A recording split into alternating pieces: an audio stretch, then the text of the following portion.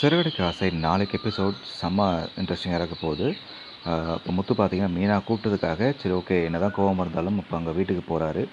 ஆனால் அங்கே போனதுக்கு அப்புறமா தான் அந்த சட்டை வந்து இந்த சட்டையை எடுத்து கொடுத்துருக்கான் அப்படின்ற விஷயம் தெரிய வர, முத்து எனக்கு சட்டையே வேணாம் அப்படின்ற மாதிரி கழட்டி போட்டு கோவத்தோட வீட்டை விட்டு வந்துடுறாரு. இப்போது அங்கே இருக்க எல்லாத்துக்கும் கொஞ்சம் வருத்தமாக இருந்தாலும், ஏன் என்ன ஆச்சு? ஏன் அப்படி பண்ணுறாரு இவரு? அப்படி என்ன தான் அவன் பிரச்சனை பண்ணான்? ஸோ ஆக்சுவலாக பார்த்தீங்கன்னா, சத்யா வந்து அந்த பணத்தை திருடியிருக்கான்.